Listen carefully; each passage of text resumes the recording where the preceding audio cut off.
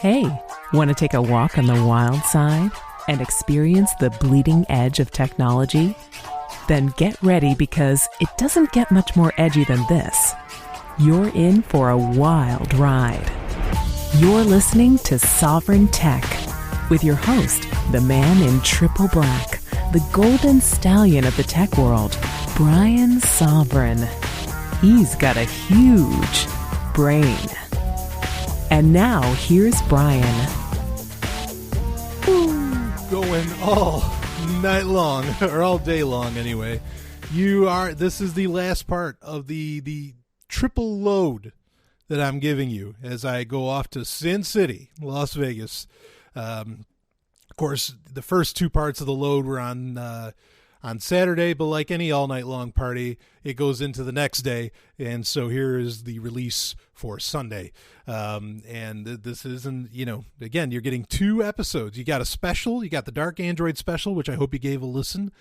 Gave a lot of great tips on how you can secure your tech, or live relatively anonymously even, some of which we may touch on in this episode too. But anyway, we did that, and then there was the episode 51, and so now we're on episode 52. Man, we are just rocking these things out. And so, real quick, yes, I will be in Las Vegas next week for the Inside Bitcoin conference. I'm sure I'll be having a good time. I will also be attending the Passport to Freedom Conference, January 23rd to the 26th. It's a 99% chance that I'm actually going to be attending that. Going to be some interesting speakers there. So please, you can go to sovryntech.com, bottom left corner of the page where it says, it says go to Passport to Freedom, and that'll link you to the webpage, and you can grab tickets there or whatever if you want to go and see this. I will be there. So I think the lovely and hyper intelligent Dr. Stephanie Murphy may be there as well. Mark Edge will be there. And of course the speakers, there's just a ton of speakers. Bobby Casey, the Nomad Capitalist as well will be there. Andrew, the Nomad Capitalist, Peter Schiff will be there, so it should be a good time. Anyway, so at either of these events, again, I'll be the Inside Bitcoin conference is the 10th to the 11th. If you're in town, come see me, okay, at the MGM Grand. Don't hesitate. But also, I'm excited about this. If everything goes according to plan, I will be on Puke and the Gang live. I think they start their show at like 3 p.m. on Sundays Eastern time. So I will be on Puke and the Gang on December 15th. So that should be hilarious. I enjoy Puke and the Gang for their raucous and their real no filter conversation. I can really respect and appreciate that. And they're pretty funny too. So Puke's hilarious. I mean, that guy's just like, Julia's awesome, and Puke is just, the guy's a natural act. But anyway, so with that said, a couple of quick rapid fire stories, and then we'll get right into our main story, which has a lot to do with the show. But apparently scientists in India, now I don't know why scientists in India are always the ones to find this stuff, but scientists in India have found 5 planets, exoplanets, planets, elsewhere, other solar systems that have water on them, that apparently have water. So, and where there's water, of course, people think that it supports life. Of course, Brian Sovryn, I believe that, especially when you take into consideration like the chimp-pig hybrid theory, the chances of intelligent life developing on a planet seem to be all the more slim now. So while I'm open to on these, planets with water on them, I'm certainly open to there being life on them. I'm not so open to there being intelligent life. I think by the Fermi paradox, which, some people have brought to my attention, like the idea that a species could be surrounded by a Dyson sphere, and so you wouldn't receive any radiation signatures from them, which is what the Fermi paradox is based upon, that we don't see signals of these species, so how could they be out there? I think that's a very intriguing idea that I hadn't considered, that I need to consider. So anyway, so there are planets out there with water on them, and that's great. Now, what I meant about with like India, why does it always seem to be India that discovers this stuff, is that a few years ago, in like 2006, I think, maybe a year later, a year before, India found out that there was water on the moon, and they made this big announcement. And they were so proud of it. And then NASA says to India, "What, you didn't know?" And India was like, "Well, no, nobody knew. What did you know?" And NASA says, "Yeah, we knew since the 60s. And they never told anybody." So anyway, NASA, why hiding the fact that there's water on the moon is a big deal, I have no idea. But anyway, in other planetary news, this is pretty fresh. There's a planet out there, another planet, that apparently shouldn't exist. The planet is HD 106906b, and it's an exoplanet, not in our solar system, but this thing apparently is so many, millions of miles away from the sun that it orbits that planetary formation theory just got thrown out the window. It seems like so much in science is getting thrown out the window. The chimpanzee, pig hybrid theory, of evolution is occurring. Evolution didn't go away, but just how it all went down certainly has changed. And I'm intrigued by the pig chimp hybrid theory. I think there's a lot of merit to it. Also, you have, the idea that the Big Bang did not occur. That it was actually an explosion of a fourth dimensional black hole. All this stuff is changing by the day. So now we find out that pretty much planetary formation theory is out the door too, and that this planet lives so far out. And and I gotta wonder, or I have to think. Now, listeners of my show know I don't believe that in the ancient alien theory. I don't believe aliens have ever come to this earth, blah, blah, blah, blah, blah. You know that, okay? You got it. Got it? I don't believe aliens ever came to this earth or have influenced human life. There we go. Okay. But wouldn't it be a bitch if Zecharia Sitchin was right?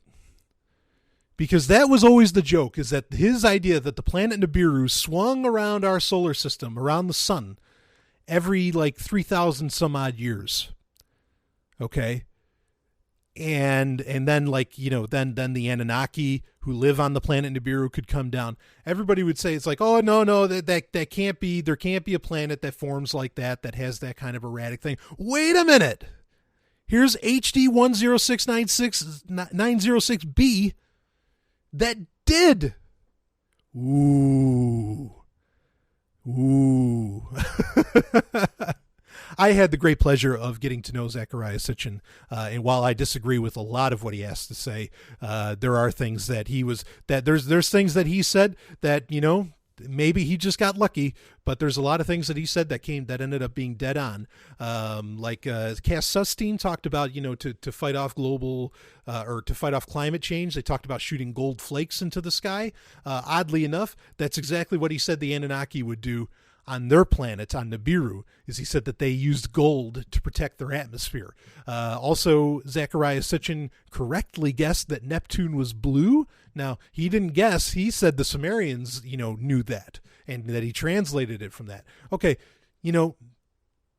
could have just been a lucky guess. I'm open to that. But boy, this is something.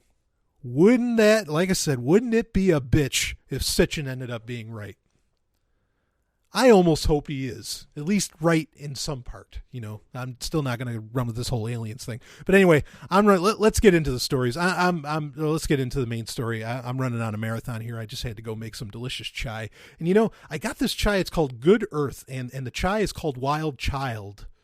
Isn't that clever? And they have these great tags on them with these great lines. I posted some of them on my Google Plus page, and this one says, "Tomorrow is the first blank page of a 365-page book. Write a good one." And that's from Brad Paisley, I think the country singer. Which he did that great song that always brings a tear to my eye with William Shatner called Real. I think that was Brad Paisley. I love that song. Seriously, I love that song. Which Shatner just came out with a new album. Oh, it's great. He just came out with a new music album. I love it. Phenomenal. I thought his last one that came out in 2010 would be the end of it. But no, he came out with another one in 2013. Anyway, come on, let's get to our story. Sorry. Okay, this has to do with Riseup, and this was actually sent to me by a friend of the show, and it's a blog post by a guy named Nadim Kobayashi. The friend of the show that sent it, of course, was Rich Dana, just a great guy. and it's Riseup is not for activists. Now, I use Riseup for a lot of things. In fact, sovereigntech@riseup.net is the email for the show, and I use it because of its encryption capabilities and because of the fact that it is specifically designed for activists to use. So I appreciate that. Anyway, so it's Riseup is not for activists. Let's read it. I've been meaning for a few months now to write a blog post regarding why I believe that Riseup's email service is contributing dangerously to political activists, and why I believe that the short-term mitigations they are performing in relation to that are not solving the problem. I am writing this post to warn activists that, in spite of what seems to be the public perception, Riseup's email service must not be considered secure for use by those concerned by surveillance, and to explain why I have this belief. I sincerely understand that armchair critiques are infinitely easier and less helpful than conjuring solutions, and I am not writing this post to disparage the difficult and necessary effort made by Riseup since 1999. We'll skip ahead a little bit so that we can read up on it. According to the, promises versus actual offerings. According to the Riseup fundraiser campaign, which Riseup has indeed been a member of, Riseup email is marketed as a tool to fight the NSA and offers the opportunity to become officially a member of the elite team of activists using technology for social change. Of course, I, Brian Sovryn, love all of that.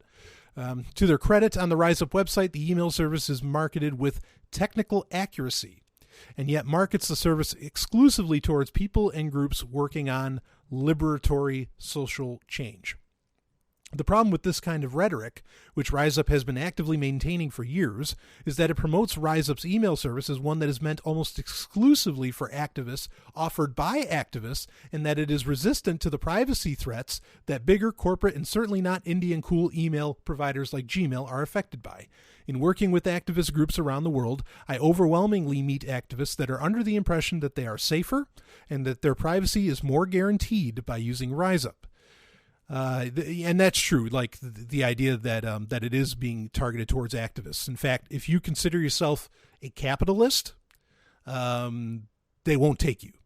So, and I don't mind not being considered a capitalist. I'm definitely, a free marketeer. Pick your, there's a lot of terms you could use, whatever. I definitely believe in free markets, but I don't mind not using the word capitalism because I think it's got a lot of nasty baggage, far more baggage than the word anarchist does. But anyway. Just 4 months ago, this August, email service LavaBit shut down its services entirely in order to protest a government wiretap order. They did the right thing, and another secure email service provider, Silent Circle, also followed suit with its own email service in order to avoid potential government wiretap orders. Later, when LavaBit's founder offered to revive his project as open source software, security researcher Moxie Marlinspike, correctly pointed out that LavaBit's email services were insecure and that the project should not be revived as is. But Riseup's email services, which depend largely on SSL connections and server-side encryption for security, are very similar to LavaBit and suffer from exactly the same kind of security weaknesses. And yet, even though Riseup servers are largely located in the United States, and that therefore these servers being marketed almost solely toward activists have previously been seized outright by the FBI and returned only weeks later, Riseup's email services were not shut down. Riseup stated that it had not received any government requests aside from the FBI seizure, and that it would do everything in its power to fight government surveillance requests. This is laudable, but the issue here is the large-scale adversaries do not need to send Riseup any requests in order to access its email communications. The same kind of massive SSL man-in-the-middle attacks that affect bigger and much more capable services such as Gmail can easily affect Riseup. While Riseup is in fact implementing advanced measures. Oh God, I've been going all day. I'm sorry. Measures such as forced HSTS in the Chrome browser, it falls short of also implementing certificate pinning and therefore can have its entire email service quickly and easily monitored by large-scale adversaries. Not only is Riseup's email service vulnerable to any attack that affects Gmail and other services, but their chosen audience ensures that they receive even more tailored attention from surveillance bodies. By centralizing the emails of thousands of activists under a single network of servers located in the United States, Riseup is creating an incredibly valuable target for such surveillance. Using Riseup actually decreases your chance towards privacy as an activist because you are centralizing yourself along with thousands of other activists in a U.S.-based email service that is marketed almost exclusively toward activists that operate on a very weak security premise. On top of this, emails exchanged through Riseup are also not protected from monitoring by Riseup staff or individuals with illegitimate access to Riseup servers. Riseup is not entirely to blame. This isn't Riseup's fault. The individuals behind Riseup are experts who have been in the field for more than a decade. They are working on Leap, a promising, although I've only skimmed it, successor to Riseup's email, and they understand the issues and can be trusted to work towards resolving them. The real issue here is that secure email is currently impossible, and that Riseup has maintained its attempt to offer an impossible service marketed towards those who want to believe in an impossible service. It's not Riseup's doing that secure email is certainly not achievable, but something needs to be done regarding their insistence on garnering the trust of activists with regards to what their services can securely offer. It's irresponsible, inaccurate, and dangerous. Steps need to be taken to relieve the consciously adopted image that Riseup gives to its users regarding its email service. Okay, a lot to take in there, right? And that's good, healthy paranoia, good, healthy speculation, okay? I think that's fine. And the main takeaway from this, okay, is that yes, there is no, even LavaBit wasn't secure. There is no perfectly secure online email service. It doesn't exist. Mega's trying to make it. There's a couple other people like Startpage. They're doing StartMail that's trying to do it. Hushmail kind of tries to do it, but Hushmail will bend over to the authorities. That's no disrespect to Hushmail. I think Hushmail offers a tremendous service, by the way. In fact, they were who I used before I used Riseup.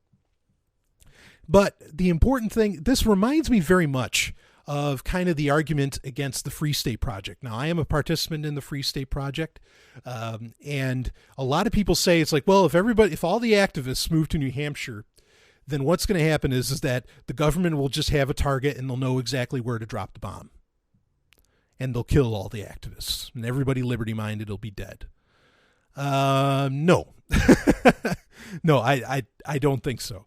I don't think that kind of logic, A, makes sense, and B, would even happen. So it's kind of like that same line of thinking, is that you're corralling everybody and you're not decentralizing and you're getting everybody in a centralized network. Now, you want to use, if you're doing email and if you're expecting email to be encrypted and you're not using PGP, your expectations are off in the first place. And you can set up, through Enigmail or whatever, you can set up to where your Riseup email address uses PGP. I am not using Riseup with PGP. If you want to contact me with PGP, you can look up Brian Sovryn on the MIT server, and it's through actually my Free Talk Live address I have set up through PGP. Okay.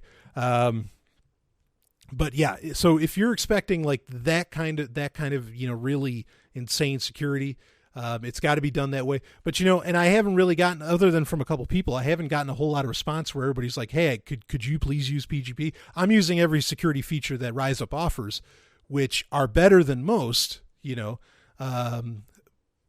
definitely, okay, yeah, no, it's not PGP. So, but you can, if you really do, actually, I'm just saying this off topic. If you do want to get in touch with me through PGP, you can find me on the MIT server, and it's at Brian at Free Talk Live, and you can email me there.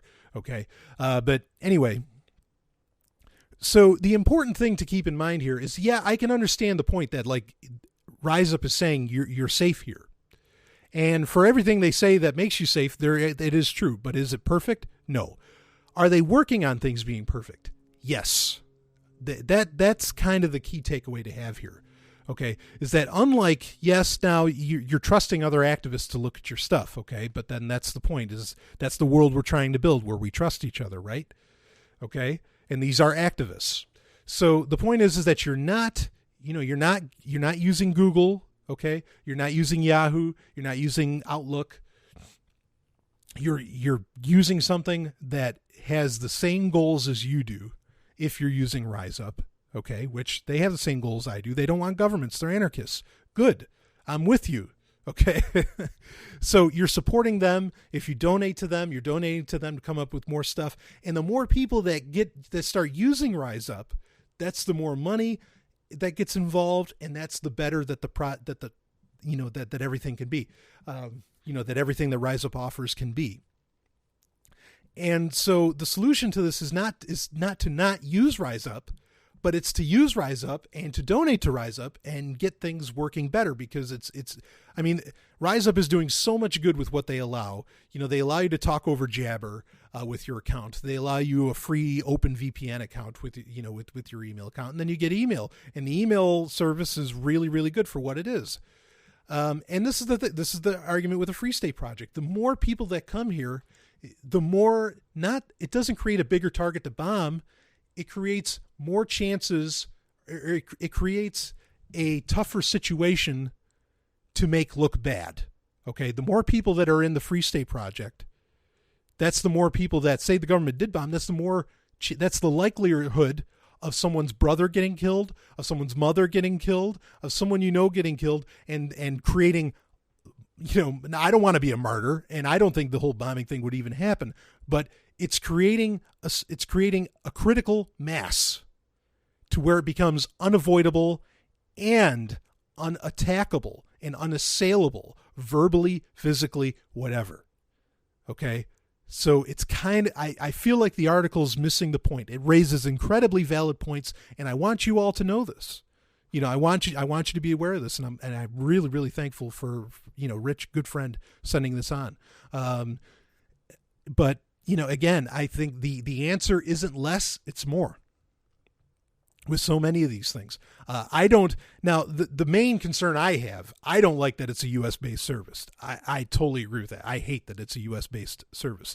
That's why I have yet to recommend necessarily. Now I'm kind of recommending, because I'm saying more people need to use it, but I've yet to recommend Riseup as a email alternative for you to use. I usually recommend GMX, because GMX is not in the United States. GMX is a German company. And that's the reason I use GMX. I don't use Gmail. I don't use Yahoo. I don't use any of those guys. I use GMX. Now, why do I use GMX? Because it has the unlimited storage, that all these other email accounts offer. It works with the Mailvelope extension in Chrome, which is important to me because I use a Chromebook, so that allows me for my PGP.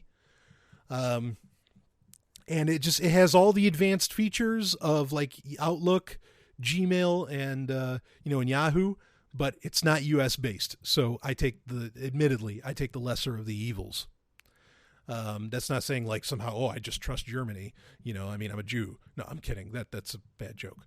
I am a Jew, but I'm kidding about the German thing. Anyway, so the other thing too, with GMX is that, or to keep in mind with all these email services, if they have a spam filter, they read your email. Some bot at least is reading your email. That goes for doesn't matter what service you're using. If you have a spam filter built into your email, because that's the big thing against Google, right? Is that it reads your email. I didn't have a problem with that. My problem that I eventually came to is all right, I don't like the fact that this is based on a US server. I don't like that at all. And so that's why I went to GMX. But so, don't think your email is somehow that great unless you're using PGP, because if there's a spam filter built in, there's something reading the email. Maybe it's not a human being like there is at, say, who knows where, Google or Yahoo, but there is a bot at least reading it. So keep that in mind. So great article. It's an important thing to talk about, especially in a post-prison world. And this is Brian Sovryn. I will be back with more.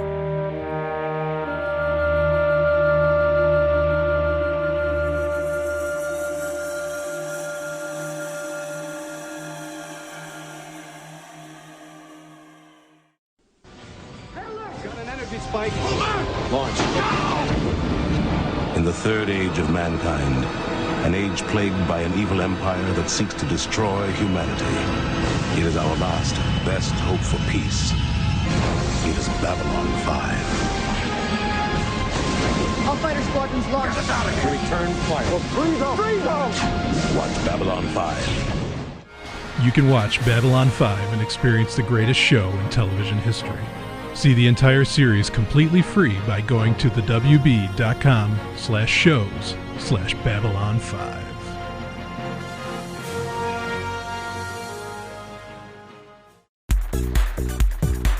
Tech Roulette. Want to play?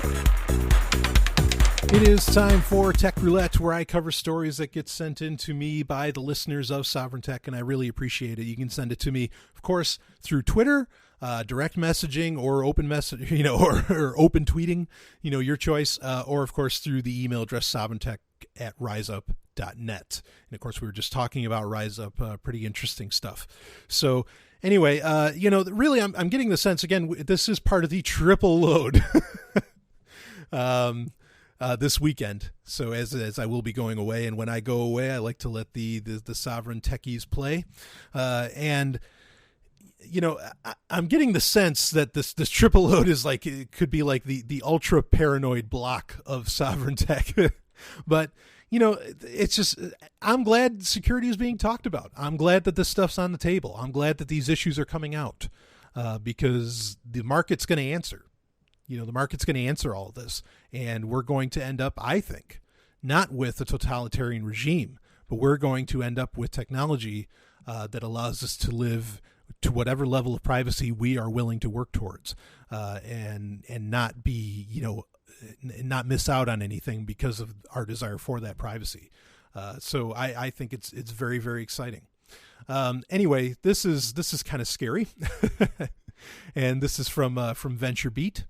And the Air Modem could hack your PC or phone via sound waves without any electronic connection.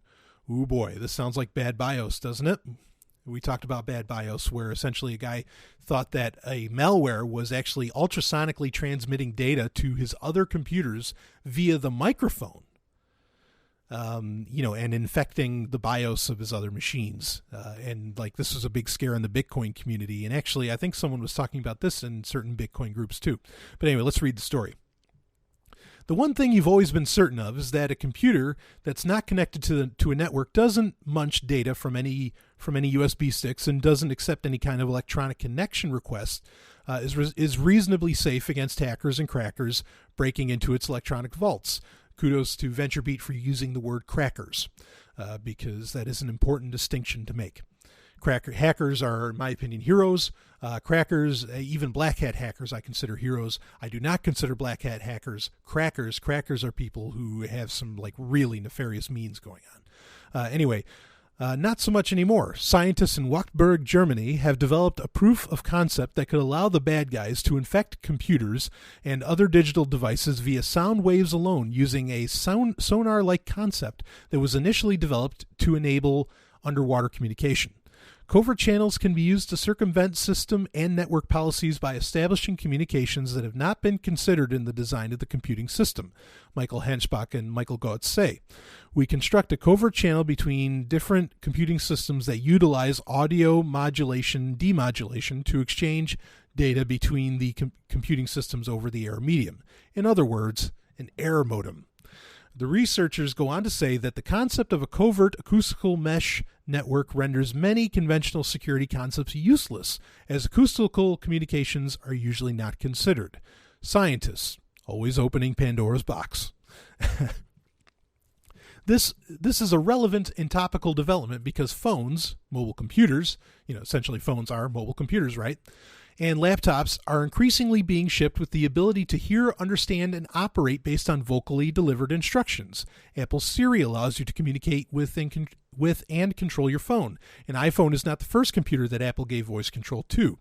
The company has had it in limited forms for years. Android, of course, also responds to your voice, and new devices like Microsoft's Xbox One responds to gestures, another attack vector someday, and voice commands. And of course, like Chrome now, there's in beta, you have the Chrome app that allows you to use Google Now in Chrome, and you can say, okay, Google, to your laptop. I can do this with my Chromebook. It's pretty incredible, and it will search what I want it to search. So yeah, this is, voice commands are the wave of now. All of which means that your computer is listening, and theoretically, at some point, audio control of your computer could become sophisticated enough for attackers to do meaningful and dangerous things without any electronic connection to your PC, phone, or gaming system. Currently, target computers must be within 65 feet, Ars Technica says. However, the researchers have harnessed the concept of a mesh network to expand attackers' potential range.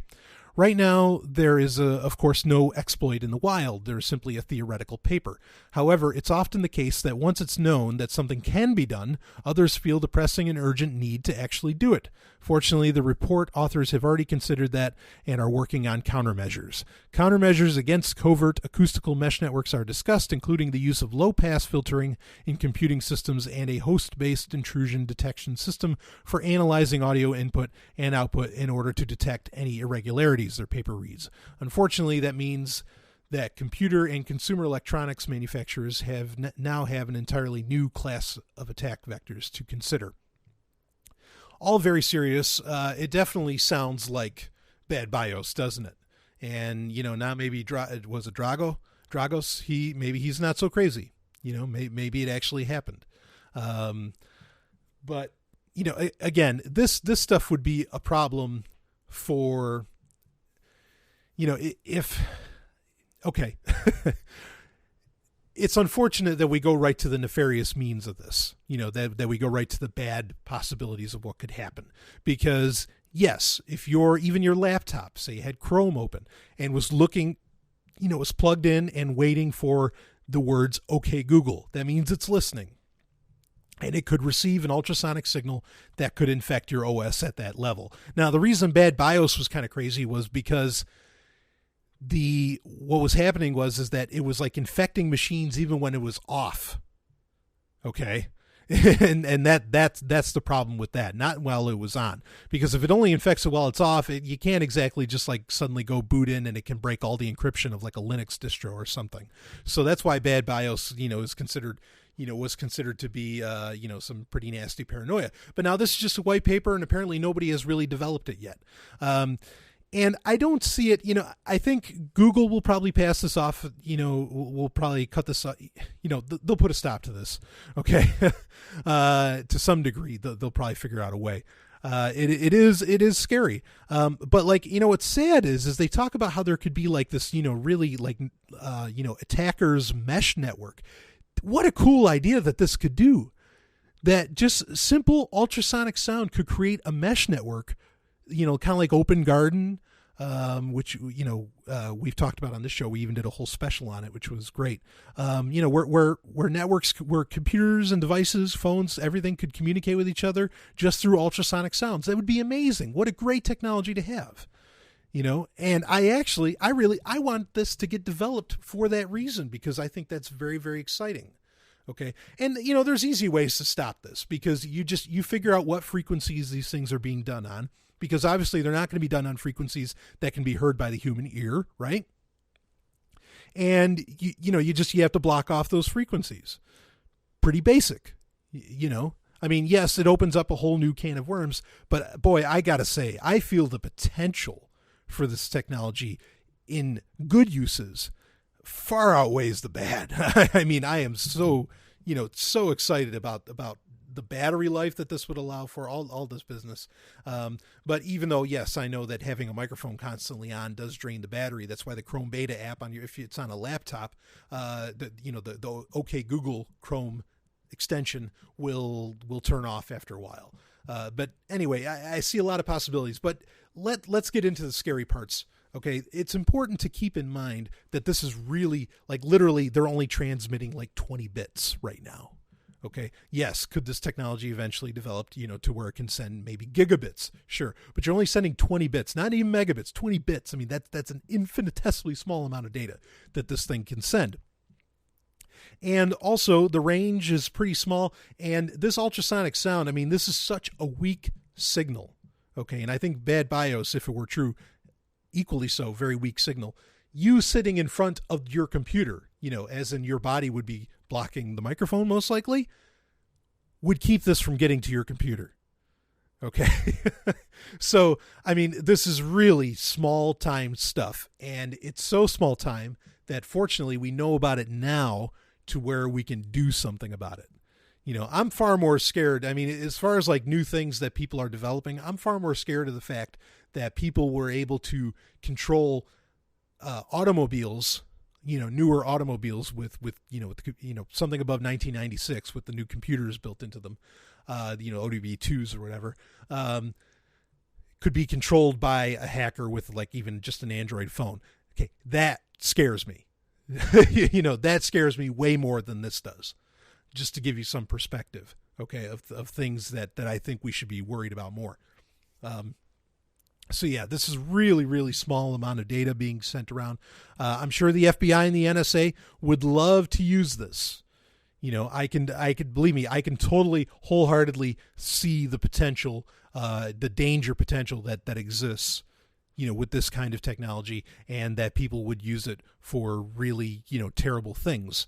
But at the same time, I don't, when I talk about a lot of these security issues, I don't want us to become Luddites. I just want us to become more knowledgeable and aware of what these things are, because some of this technology is a good idea.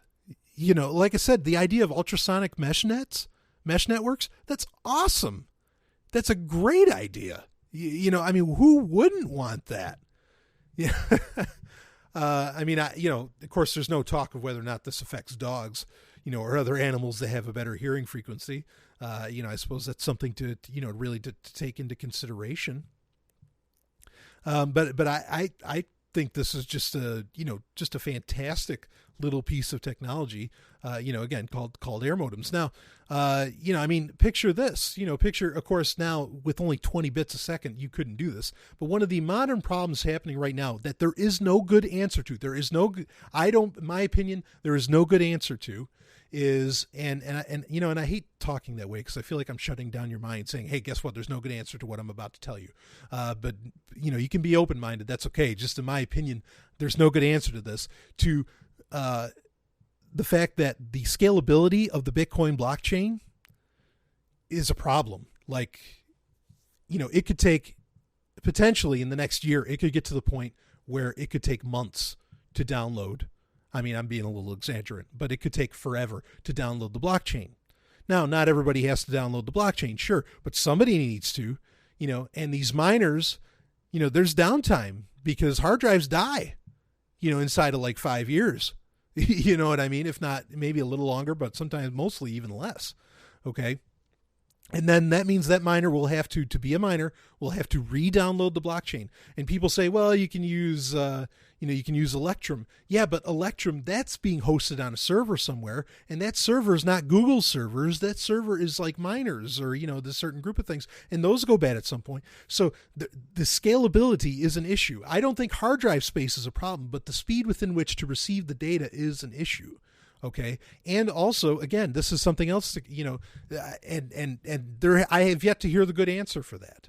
Okay. Now I think Satoshi Nakamoto expected, because if he's from Japan, which I don't know that he is, I think he's Peter Ludlow, so he's not from Japan, but if he's from Japan, he would have been in a country that even in 2007 was already using 1 gigabit internet. Now they're using 2 gigabit internet there. It's the fastest internet in the world in Japan.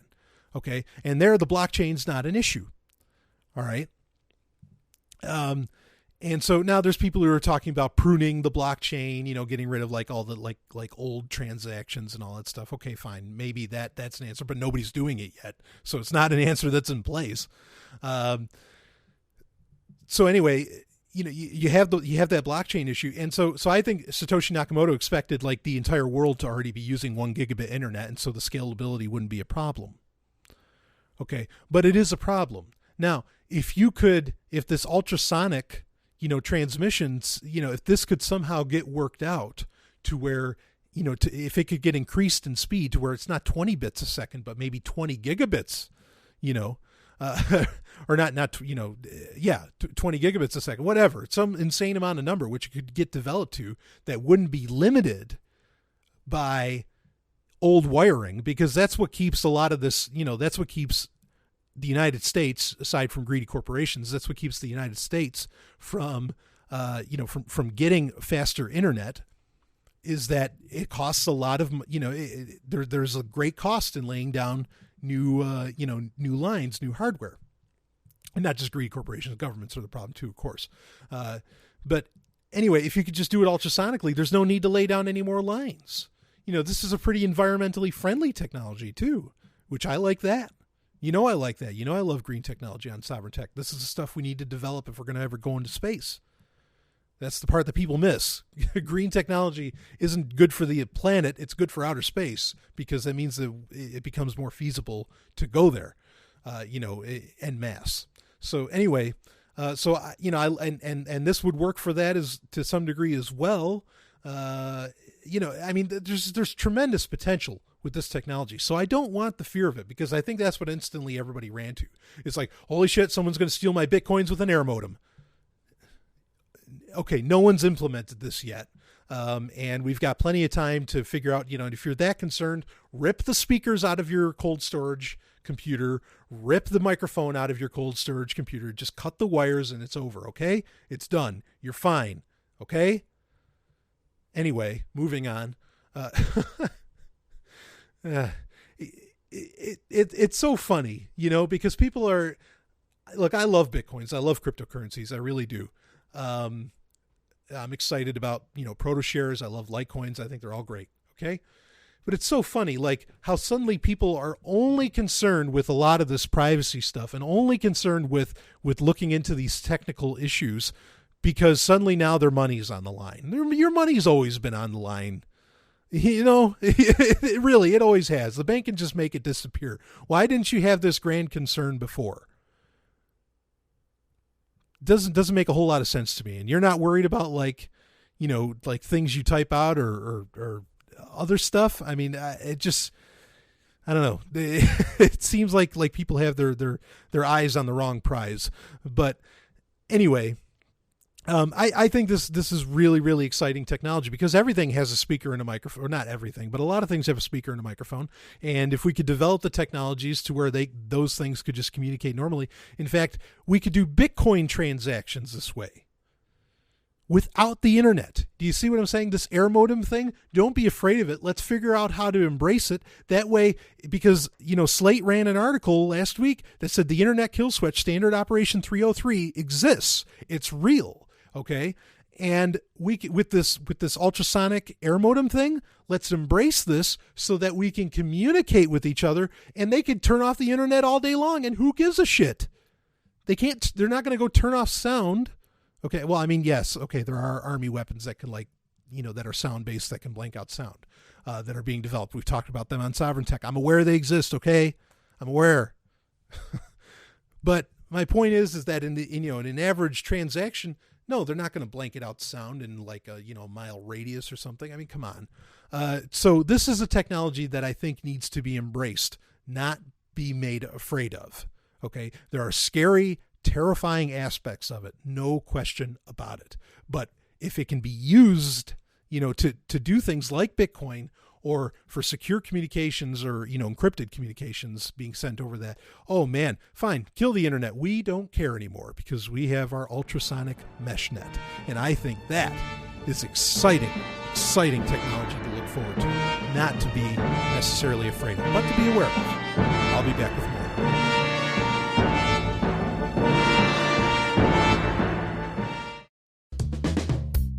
Time now for 90 Seconds on Sex with Dr. Paul.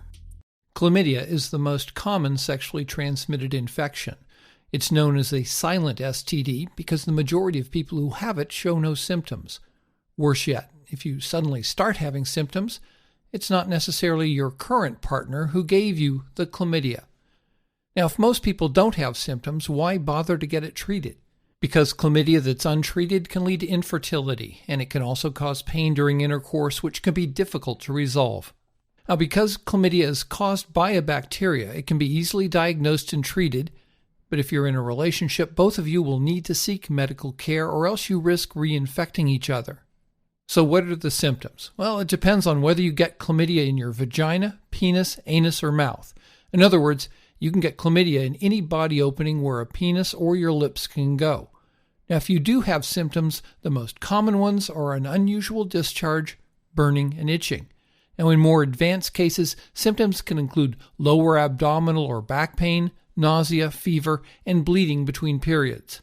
The way they diagnose chlamydia is with a urine test, and even if you have no symptoms, As long as you're sexually active, you should talk to your healthcare provider or gynecologist about having a yearly test for chlamydia. It's a good idea to ask. For more, visit 90secondsonsex.com. Software of the Week. It's time for Software of the Week, where I cover pieces of software that I find useful, sometimes terrible. We covered a terrible one in the last episode of Sovryn Tech. And keep in mind, 51 and 52 are only being, episode 51 and episode 52 are only being released a day apart. So make sure you don't miss either of them, okay? I don't want you to get confused. I don't know how they're going to end up playing on LRN, but anyway. And we talked about Google Play Books, not Google Books, but Google Play Books. They're two separate entities. Google Books is good. Google Play Books is bad. And so I will cover bad software at some points, but this is one I'm very, very excited about. Now, as my listeners know, I recently bought a Chromebook. I love my Chromebook. It's really great to be able to go to a conference like Black Hat or DEF CON with no concerns at all that anyone's going to hack my laptop. And that's the beauty of Chromebook's sandbox design that allows for that. But, so I spend a lot of time on my Chromebook now because it has like 9-hour battery life. But the thing is that, I'm concerned about the health of my eyes. Okay. And I've talked about a software in the past called Flux, F.Lux, that turns down the blue. Okay, and allows you to not just the health of your eyes, but allows you to sleep at night, because the blue spectrum keeps you up because it makes you think that you're that it's the daytime still. And so I was a little concerned. I'm like, well, crap, I can't with a Chromebook I can't run Flux. So what do I do?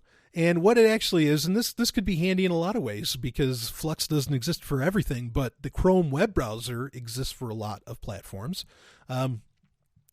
G.Lux is actually a Chrome extension, and it does what Flux does, but it does it to your web pages. So when you turn on, Chrome, the web pages you look at, okay, will get that, that red hue, and you can change the hue as you like. It gives you options. It's an extension that's still getting a lot of development done. Like right now, it doesn't automatically, because like Flux throughout the day, it changes the color, based on your, latitude and longitude and everything.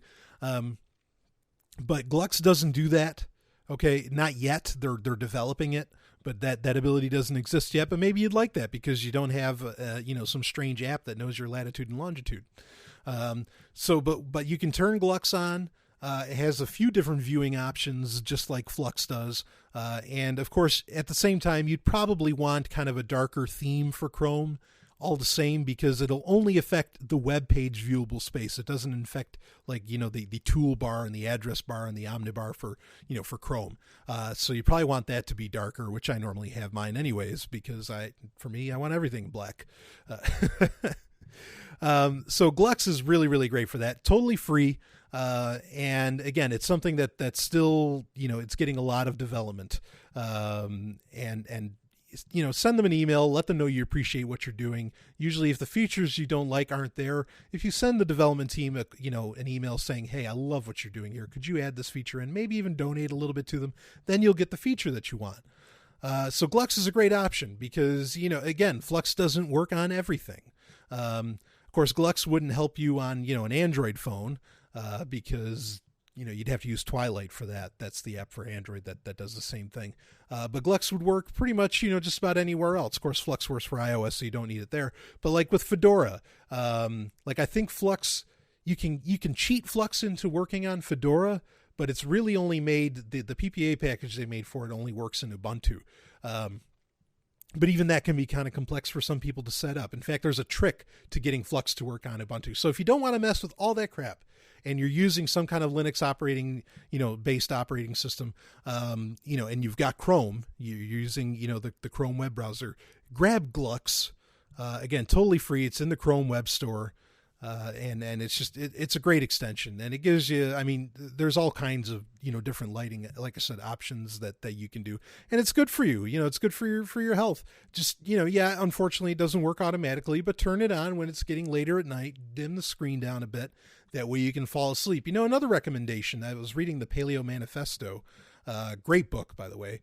But another recommendation is to turn off electronic devices like an hour before you go to bed.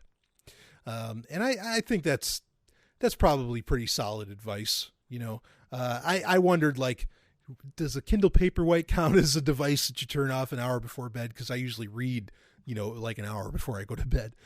So I don't think that counts, but anyway, if you want to help, with your sleep cycles, circadian rhythm, all that crap, yeah, grab G.Lux, G.Lux. It's in the Chrome web store. And it's a great little piece of software. I hope the development keeps coming. The more people that use it, the more interest they'll see in it, and then they'll develop more. So check it out.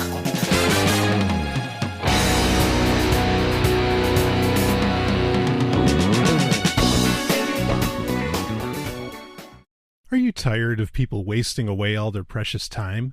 Then stop using the same social media as them. Google Plus is a centralized hub for all of your Google services, your ideas, and your passions. Google Plus has a much more international user base, as to where other forms of social media center around so-called developed nations that really don't do anything exciting in the first place. Google Plus has almost no spam and has very few cat pictures, pictures of police, or anything else government-related. Stop using Facebook. You have an alternative. Start using Google Plus today.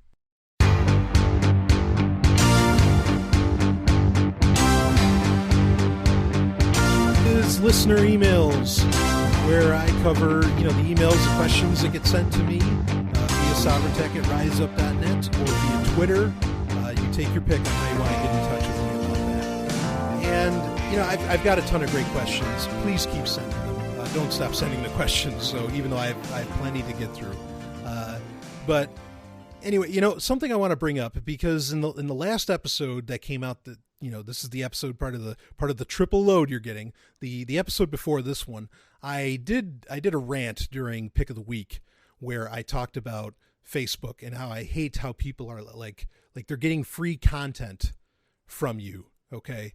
By they'll ask a question and then they just collect your answers and blah, blah, blah, blah, blah. Anyway, I don't want you to before someone emails and says, "Hey, Brian, you get kind of free content from us." You don't have to send me anything. And I'm, I guess to some degree on the podcast, I'm propositioning you, to send me stuff. But, if you have a question, you can ask me the question. I'm not telling you to give me the answers. That's kind of the difference. I'm saying if you have a question, I'll talk about it. You got something you want me to talk about? I will talk about it. It is my chance to interact with you, not to get free work from you. Okay. So I think there's a very, very important and serious distinction there. Anyway, let's get into the listener email. I had a guy email me who he's going to be moving to New Hampshire. Thank you. I'll look forward to meeting you in the future. Again, I keep people anonymous unless they specifically say they want to know. And he said, he said in the email that you tell us we can ask you about anything. So he wanted to ask me something. He's asking me about entrepreneurship. He knows that I'm self-employed, and I'm kind of self-employed. Like I'm contracted with Free Talk Live. So, in that sense, Free Talk Live's not mine. In a way I work for Free Talk Live, but I am contracted, and it's, it's something that if I can walk away from, I work totally on commission, so yeah, I am self-employed. I'm a self-employed, ad exec essentially. And he mentioned how the lovely and hyper intelligent Dr. Stephanie Murphy is self-employed, with her voice work, smvoice.info, if you're interested in that, along with other things. And, so he was wondering, hey, I think what the emailer was asking was, I don't want to be in that humdrum 9 to 5, and, can you talk about entrepreneurship? And sure, I can certainly talk about entrepreneurship. I think it's important to, I guess before I go into giving tips, I want to lay out like about the advice of entrepreneurship that's out there. And I think most of it's garbage. I think most of the plans, there are some people who do genuine great work about entrepreneurship. There's The Voluntary Life by Jake DeSillis that talks about entrepreneurship, which is great. And he's a really honest guy, and he tells you how it is. I think that's an important source to look into. I think I did that for like Pick of the Week at one point or something, maybe Website of the Week. But anyway, so there's that. But there's a lot of these programs out there that charge you that just say, and some of them are by liberty-minded people that say, oh yeah, just come here, come to this conference, come to this thing, and we will tell you all about entrepreneurship and all that stuff. Sometimes there's some legitimate things to learn from these places. There really are. Okay. But by and large, I think most of these people are, and this is doubly unfortunate as they are liberty-minded, they are selling you a false bill of goods. They're selling you a bunch of shit.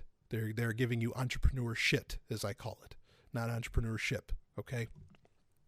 And they're just taking your money. I think things like SEO, I think that's entrepreneur shit. That's garbage. This SEO thing is one of the biggest scams.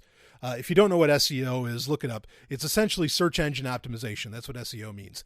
And I think getting into that line of work, I just can't believe that, because when you listen to like a lot of entrepreneurship podcasts, I'm not talking about The Voluntary Life. That one's serious. Okay. But a lot of these other ones, everybody that comes on is like, oh yeah, I do this SEO work and I get this and I get that. And again, it's just more of this nonsense self-aggrandizement. Now, of course, in any kind of employment you're doing, you're selling yourself and your abilities. Okay. You sell yourself. That's how you make it in the employment world. All right. But the fact that somehow everybody can do this SEO nonsense is crazy. I don't believe it. I don't believe that the market's there for that sort of thing. I don't know what these people actually do, or maybe they just got into the market at the right time, but I don't believe that market exists. So if someone's telling you, well, you got to look into SEO, no.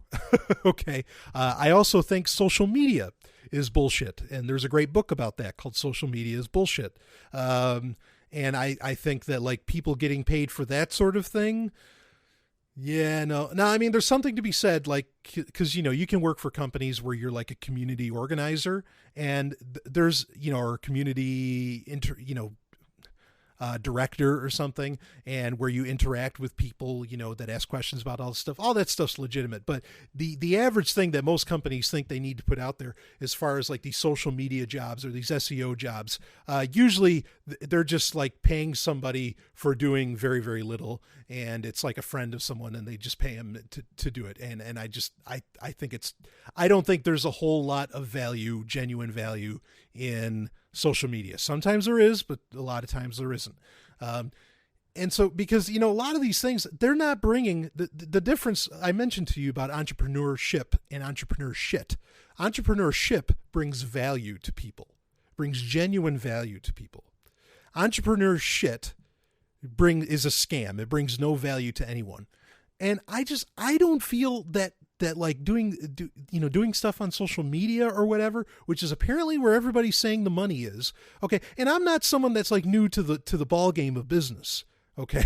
I'm really not. I mean, I've been a white collar guy. I've been a blue collar. I've been all across the board. Okay. You've been all across the board as far as,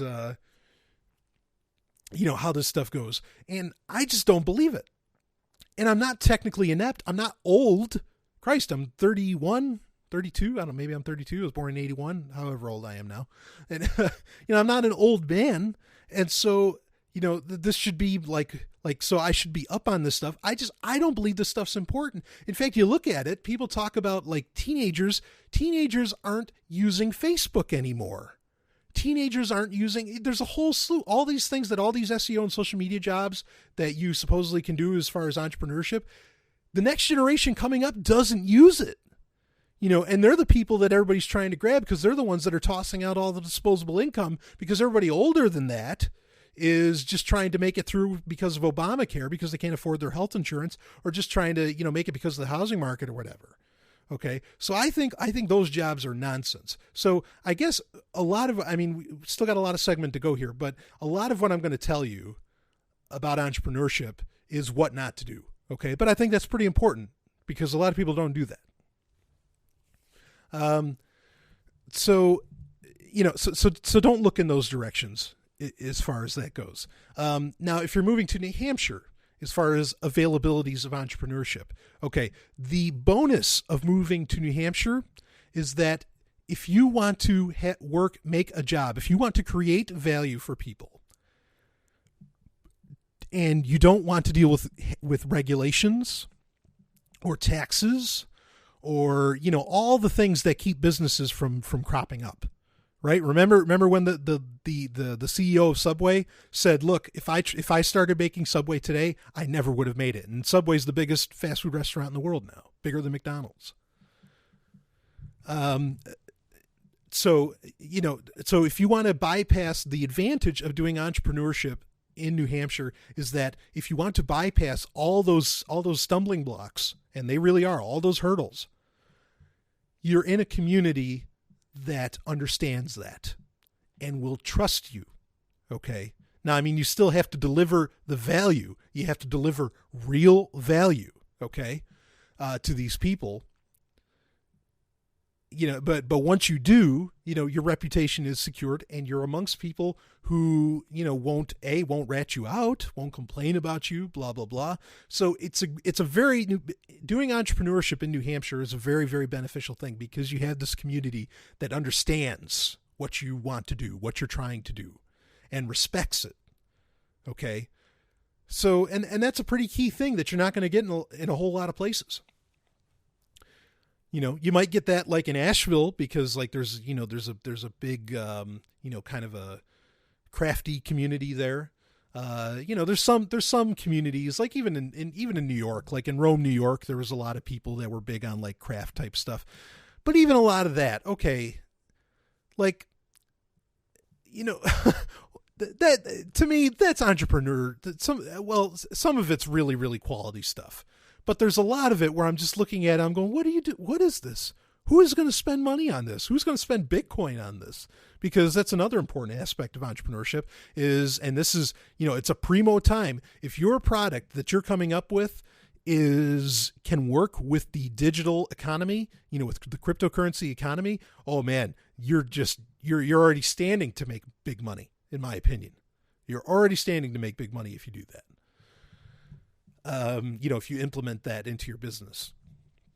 And that goes for anywhere in the world, but in New Hampshire, you got an even better shot because you can do it 1-to-1. New Hampshire is already the largest Bitcoin economy in the world, whether the rest of the world wants to admit it or not. Sorry, Richard Branson, you're not the biggest Bitcoin economy in the world. New Hampshire is.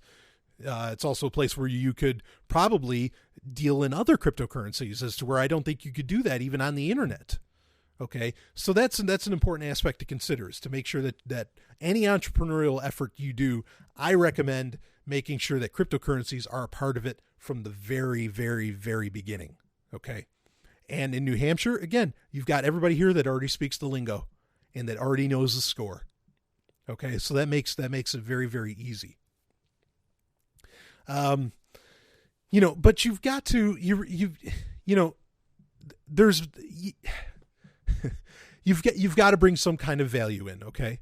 Entrepreneurship, I think, should be looking into, there's the idea of agorism. Okay. And those two should work together, should work hand in hand.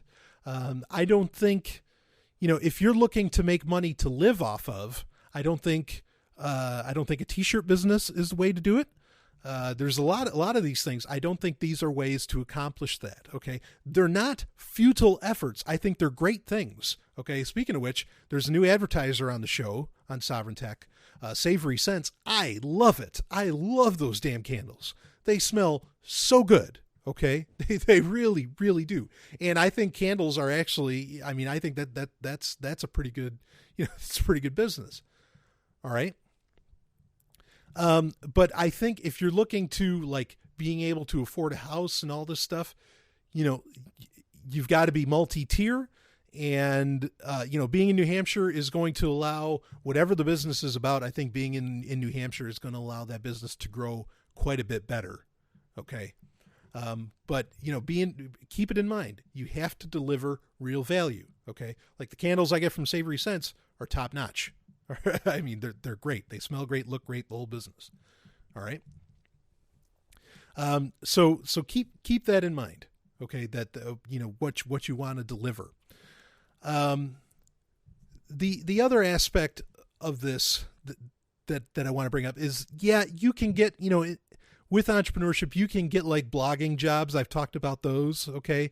But again, that's another thing. If you're going to get a blogging job, if you're going to get paid for your blog, you've really got to deliver something special. Okay. You either have to deliver something special, or like I talked about at the end of episode 51, you have to pretty much steal everybody else's ideas. Take your pick how you want to do that. Now, yes, no one owns an idea. Okay. I know that, but you get my point. You have to either live off of other people's ideas, or, you have to come up with something, something really incredible. And that's, that's a possibility. And also, again, being in New Hampshire, that gives you the opportunity to be on a bunch of different podcasts. That gives you a lot of opportunity to be, in some form of media, and that can get your blog out there. Also, if you want to make money in doing media, I mean, I get some donations for the show I do. There's a School Sucks project. If you want to get into media, that's something that's, there's plenty of places where you can just kind of dive in and do media. Like, I think I could be wrong about this, and I apologize if I am, but like if you lived in Keene, New Hampshire, you could use the LRN studios as long as no one else is there, and you could record your show for free. And Ian will be like, yeah, please, do some media content. I think Jason Talley is doing a new TV show in Keene, New Hampshire. Okay, so there's opportunities for media, and people can make money off of that. I think School Sucks Project charges like $6 a month for their AV club or something. And as far as I know, Brett does decently well. So there's possibilities there too. But you have to bring some kind of unique value into the market. The whole key to entrepreneurship is finding something that people need, not creating something that nobody needs. Okay. But finding something that people need and just filling in that niche. That's like the basis of entrepreneurship. And if I'm an emailer, if I'm being too basic about it, please email me again, and I can talk more, in depth on some actual, entrepreneurial ideas. Something else as far as entrepreneurship, a lot of guys are really good with computers, and you can do home computer repair. Though that's a business that's kind of going by the wayside. And I will warn, usually if you do that, like on Craigslist, there is like a scam going around where a guy says, look, I've got a warehouse full of laptops and I need you to work on them. I'll pay you $700, a laptop to fix it. It's a scam. The whole thing's a scam. So don't fall for that. But we're in a world of disposable machines. When a tablet goes bad, most people aren't fixing the tablet. They trash it and they go out and cash out $200 more.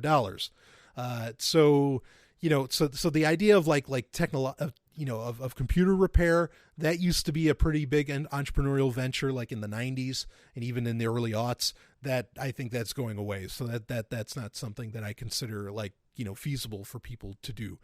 But something else to consider is to lessen the expenses of your living expenses. When I moved to New Hampshire, not a lot of people know this, I lived out of a truck for a while. My choice. Wasn't a monetary issue. It wasn't that. I lived out of a truck. And even in the winter, I had a big, Ford Expedition that I was living out of. So, consider that. Maybe the idea isn't to get entrepreneurial, but figure out how to lessen your costs of living. That's something to contemplate. If you have questions on that, I'll gladly do that for listener email too. This is Brian Sovryn. I'll be back with more. The Electronic Frontier Foundation, or EFF, fights to protect your rights in the digital world. When a patent troll threatened podcasters, they fought back. EFF has also defended your right to encryption and has sued the NSA to end the government's mass, suspicionless surveillance. There are different ways you can help EFF, from donations to signing petitions to writing your representatives to just spreading the word. Find out more at EFF.org. That's EFF.org. Brian! Stop playing those video games! Just a minute, Mom. Game Talk.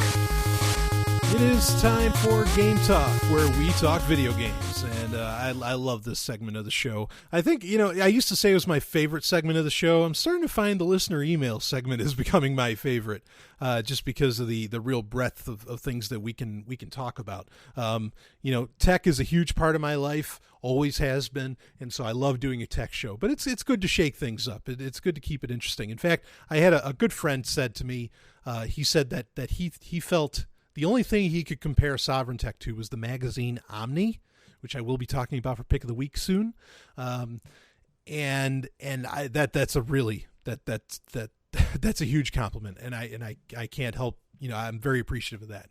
And because Omni was a science magazine that tossed in some science fiction, and it tossed in some paranormal, tossed in a little bit of everything, And so I like that Sovryn Tech is providing that while still keeping with its theme of a tech show. And what more important tech is there out there right now than the console war that just heated up because the new 8th generation machines are out there, right?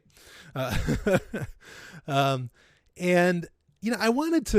thought this was an interesting article that I found on GameSpot, which, granted, GameSpot is known for being a company that's opinion is bought and paid for, but they're just reporting in this case, and they're not necessarily giving out an opinion, so it's fine.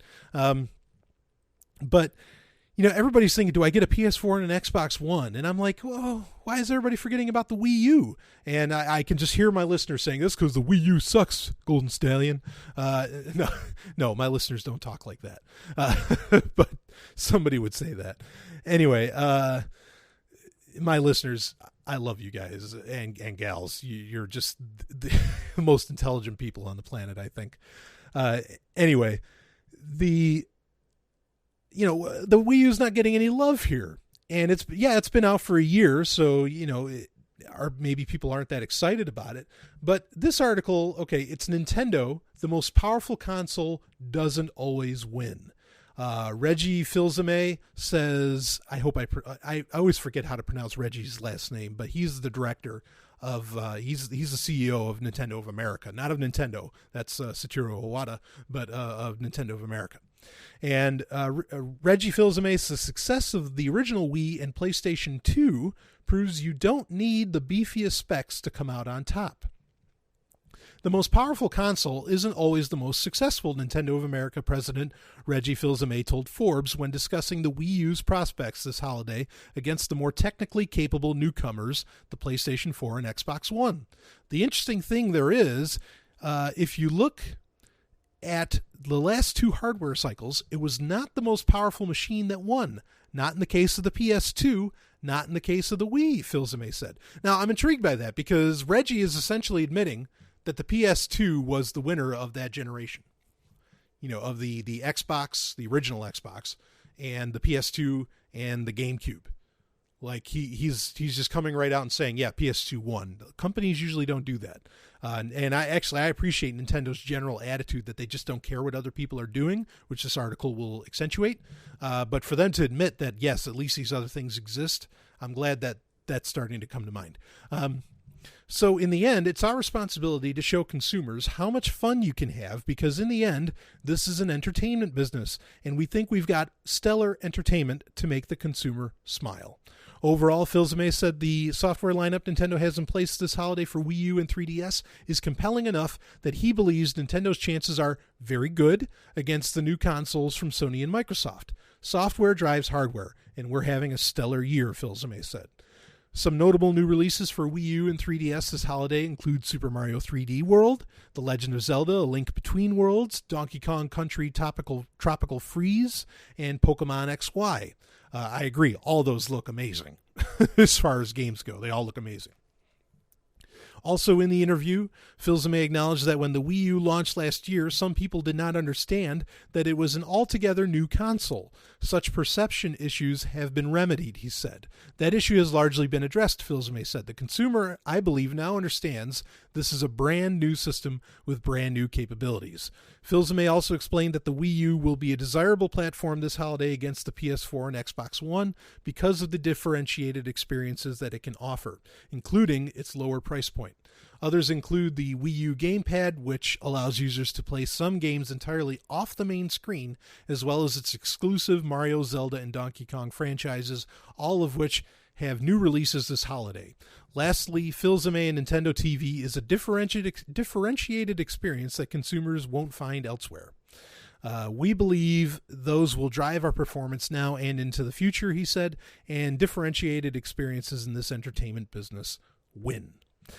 Okay, I'll be the first to admit that, like, actually, I think that gamepad, the gamepad with the touchscreen that the Wii U uses, is a terrible idea.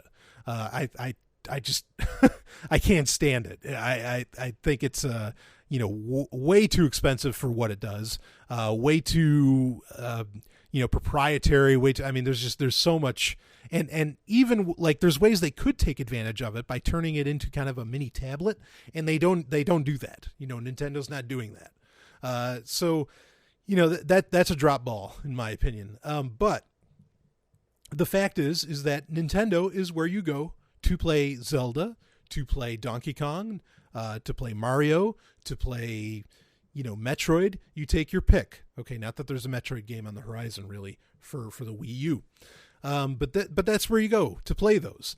And are those the must-play games every single time they come out? Yep, yes they are. And I think they're much more the must-play games than Halo or Destiny or Killzone or whatever. And in fact, I think you're going to find most of those games are going to translate to the PC, which everybody already has anyway. Most people have a PC that will play those games in some fashion or other. Okay. And of course, one could make the argument that, well, eventually the PC will be able to play, Nintendo games too.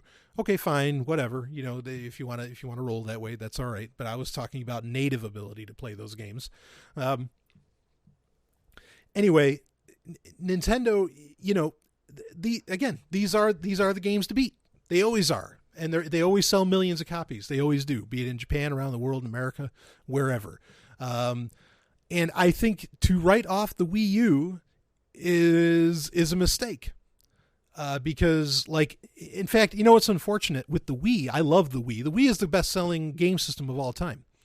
And the Wii, and it was the winner of the last generation. Okay, yes, Filzame's point is perfectly accurate that the 360 and the PS3 were light years ahead in technology of the Wii. But that's not what was important. Great games and accessibility was what was important, and that's why the Wii outsold both of them combined. So it's not up to the most powerful console anymore. And in fact, I'm kind of annoyed by that. Like, there's not even, that conversation doesn't even occur anymore to some degree. I'm not annoyed that I want the best console to win, whether it's powerful or not. Things don't have to have great graphics, but I'm a little annoyed that, like, the graphics conversation doesn't come up anymore. Nobody really talks about that. Like, they did lay out Rise looks really, really nice, but no one's like laying out the specifications like, oh man, it's got, it has two 32-bit cores. This thing's awesome. I used to love that kind of dick measuring. I thought that was a good time. But anyway, so that's what I'm annoyed that doesn't exist anymore, is that people aren't like talking specs. But maybe that's good, because then they're talking, games. And really, with the Xbox One and the PS4, other than like a couple games, they're getting the same big games. They're all getting GTA 5 or whatever. I think the PS4, I'll be the first to say, I think the PS4 is the system to get right now. But it's the system to get because of, the nice library it has, the nice library it's going to have, and things of that nature. But my concern is that all these companies are kind of like, and Microsoft and Sony more in particular, are looking at the social aspects of these games. And that, now to talk about something that really does annoy me, that annoys me. I want a great single player experience. That's what I want. Okay. And maybe not everybody wants that, but if I wanted a great single player experience, Nintendo is always the way to go. They deliver that every single time. So the idea that the best console is now being gauged and like the specifications being argued aren't necessarily graphic specifications, but, look, I can go on Twitch and I can do this and blah, blah, blah. As a gamer, that just doesn't interest me. I want to get lost in a world, not meld my worlds. I mean, even though that's an interesting concept, that's a whole other thing. One of these times I'm going to talk about Ingress on Game Talk, where we'll do a whole show on Ingress, because that's an intriguing game. Talk about melding worlds. But anyway, so yeah, I mean, you got these great titles coming out for Wii U. The price point is way lower than anything that Microsoft or Sony's offering. And yeah, I think Wii U could still come out on top. The best game, this is the point I was going to get to earlier that I skipped. Wii, actually, the Wii, the original Wii, the best games for it came out years later, unfortunately. Like towards the end of its life cycle is when all the really great games like Donkey Kong Country Returns, GoldenEye 007, which at the time these were exclusives to the Wii. A lot of these, Skyward Sword. I mean, all this stuff came out much later, unfortunately. And the same may be true for the Wii U. I just hope they don't wait that long. I mean, and Super Mario 3D World's a good touch. There's lots of these. Like the 3DS, actually the argument of being for the Wii U, this is where, and I've said this on the show before, the best console out there right now is actually the 3DS or the 2DS, whatever version you get. It's not even between the three big consoles. You want to play great games, you grab that 3DS and you rock and roll. In fact, I even think like the Vita, I like the Vita more than I like the PS3. But anyway, like Dragon's Crown, oh man, that's reason enough alone to own the Vita. So I think the conversation's kind of skewed. Nobody's talking, they're treating the 3DS like it's a handheld. It is a handheld, but they're missing the point that some of the best games in the world are out for it. And if I had to spend a holiday buck, which I don't celebrate the holidays, but if I had to spend a holiday buck, that's where I'd spend it. Is on the 3DS. I wouldn't even talk about necessarily the Wii U, but I think it is kind of getting left in the dust unfairly. It's not being brought up in conversation enough by a lot of these game companies. So kudos to GameSpot on that one. I'll be back on more. Not sure what to get for that special person in your life this holiday season? Look no further. Savory Scents Candles has something for you. Savory Scents aims to please with quality products and service. They even accommodate your special requests. Visit SavoryScentsCandles.com and be sure to check out the exclusive subscription boxes. That's SavoryScentsCandles.com. For 10% off regular orders, use coupon code FTL. Wow! Oh. It's a website of the week. It is time for Website of the Week, where I cover websites that are terrible, useful. Sometimes they're amalgamation of websites / it's kind of software, but that's what's happening is that really so many services are going to the web, going on the internet and cloud-based, that websites are often, the software you use, like Pixlr. I don't use Photoshop anymore. I just use Pixlr, Pixlr.com. So anyway, but in this case, I have a website that really has an interesting, it's something worth looking into, and it's a philosophy that's worth looking into.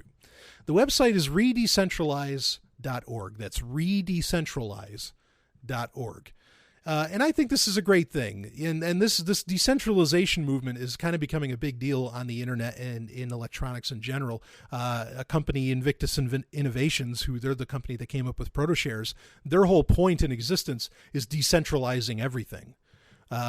And this is actually, redecentralize.org is actually kind of I think it's like meant to be sort of a hub, and I think they might even be doing like a documentary where, well, here, I'll read right off the front of the page. Quietly, some geeks are decentralizing the net. Again, who are they? Why are they doing it? What new technologies are they using? How will this change the world? We interview them to find out. So it's how to find out about all the stuff that's going on. And the idea is it's an interesting one, okay? Because as handy as it is that your Google account can do so much on the internet, and it interacts with itself, in so many different ways. Like, if you're listening to Google Play Music, you can see, if someone +1 something on your Google Plus account, or if you're in Gmail, the Hangouts bar, or the Hangouts, Hangouts is available at the bottom left. So while all that integration is nice, it is all your eggs in one basket. And so redecentralize.org asks the question, is this necessarily good? And should we kind of rewild the internet. And a lot of people may not realize this. I mean, back like in the late 90s, there wasn't a Google. You had to actually, Yahoo was the main search engine, and Yahoo didn't actually like search the internet per se. I mean, there was Alta Vista, but that's different. But Yahoo, you had to actually kind of submit your site to Yahoo to put it into their search engine listing. And so, you had this nice decentralization. And I think that's pretty cool. In fact, something like kind of an ad moniker that Squarespace is using now, which I love Squarespace. They just if you need to host a website on the internet, use Squarespace. And actually you can use the code FTL12 and you will, you'll be able to get like 10% off the price. So anyway, I'm not doing a promo here. But Squarespace, like one of their advertising philosophies is to, essentially you own a piece of the internet.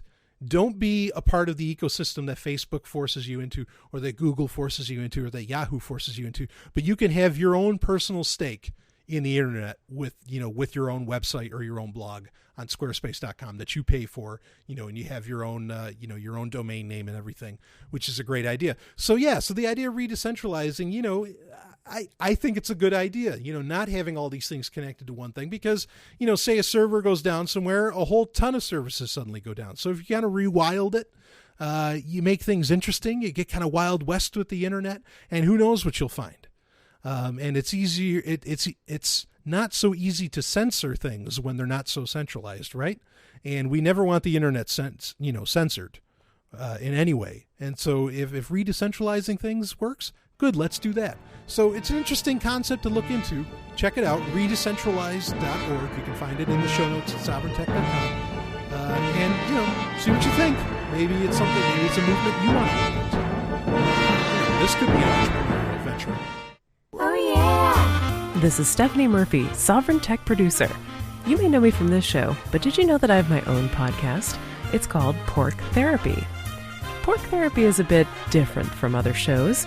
We cover current events, big ideas, and even relationship issues, all through the lens of how we can get more freedom in our lives. Oh, and you'll love Sex and Science Hour. Join me on my website, porktherapy.com. That's porctherapy.com. Now back to Sovryn Tech.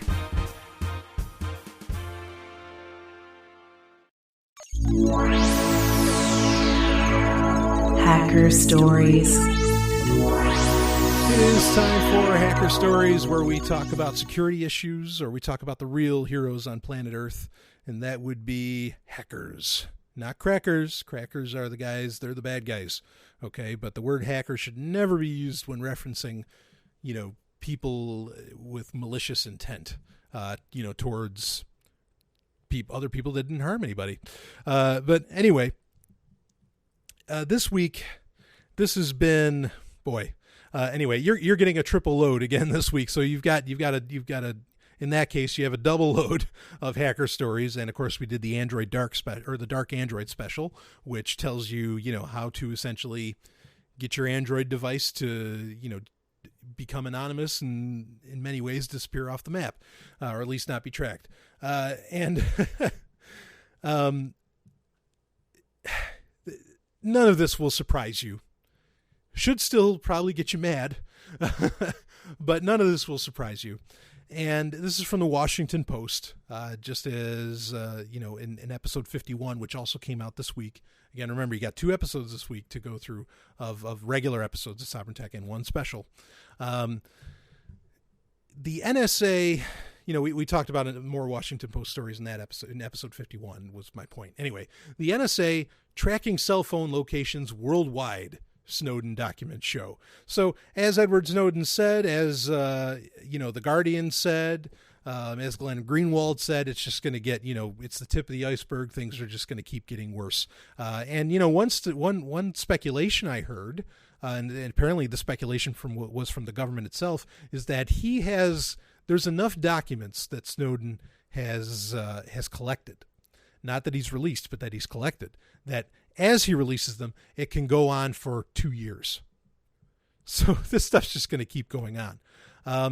But, I will admit, okay, fine. Like, I understand the concept in the releasing of these documents, that since he's releasing them slowly, he gets to make the governments of the world look like idiots, because they'll deny it when it happens, and then he releases the next document that says, you're lying. You can deny it all you want, but I've got the document that says you're a liar. Okay. So I appreciate that. But if these things are that serious, if they're going to get that much worse, and it becomes harder and harder to imagine how it can get worse, if it's that serious where people's lives are on the line, I think those documents should be coming out right now. Because maybe all these things that we do to encrypt everything we do online, to somehow get some modicum of privacy if we want it, okay? Maybe all these things are totally fruitless. We'll find out in the end, at the end of the Snowden documents. Maybe, I don't know. Maybe the purpose of releasing them slowly is so that companies, or entrepreneurial people can figure out how to get into cryptography. Let me say that a great entrepreneurial opportunity, okay, is to get involved in cryptography and coding. Great opportunity. There is a crypto economy that is just poised. It's waiting. People are hungry for it. Believe me, in the next generation, the people with the money that you want, with the expendable income that you want, are wanting cryptographic answers to a lot of this stuff. Okay. Snapchat is a clear example of that. But anyway, so, what the program is called that the NSA is using to track your cell phones, the location of your cell phones, is called Co-Traveler. And essentially what they did is the NSA did the same thing. You can read the article. I don't know if I'm going to read the article. It's a good long one. And I'm glad, because the Washington Post is laying out the case, saying this is what's going on. The article, it goes into a lot of depth. But anyway, the bottom line is that you have Co-Traveler, and what essentially the NSA did, is just like they tapped into Google's servers and Yahoo's servers by literally tapping into the fiber optic lines that run into the server farms. Okay. They literally tapped into those lines. They didn't hack, they didn't do any kind of software coding to get into there. They literally, they literally tapped the lines. Okay. They did the same thing with cell phone companies. They tapped the lines of the cell phone companies so that any data being sent to Verizon, AT&T, whoever, would get sent to the NSA. Okay. So yes, it's entirely possible that Verizon, not that Verizon and AT&T weren't working with the NSA anyway, or whatever company. They were, like AT&T helped, the FBI, CIA, NSA, helped the government, essentially, make room, 641A, which room 641A was, made in the early aughts. It was finally discovered in 2007 or so, where it was rooms bought and paid for in certain hotels and apartment buildings, where there was just tons of surveillance equipment put in there to listen to conversations from cell phones and phones and whatever else, to collect as much data as they possibly could from that room, in a certain radius without it, a large radius outside of it.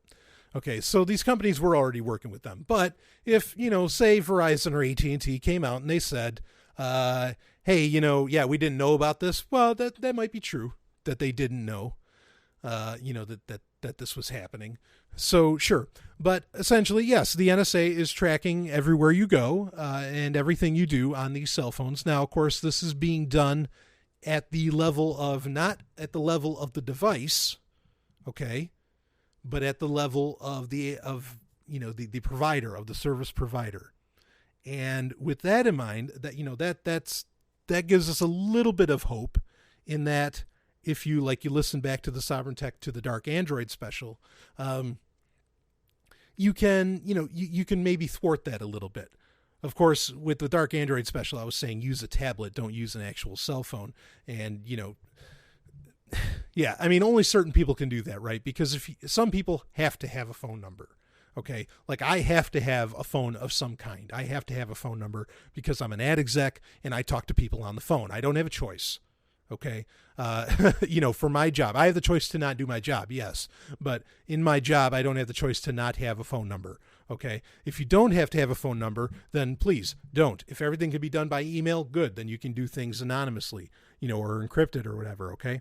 But anyway, this is Co-Traveler is out there, and they are tracking where everything goes.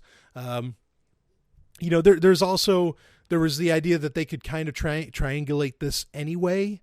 Now it's just being done en masse, but like there used to be the idea that actually I think there was a season of that terrible television show, Propaganda Piece, 24.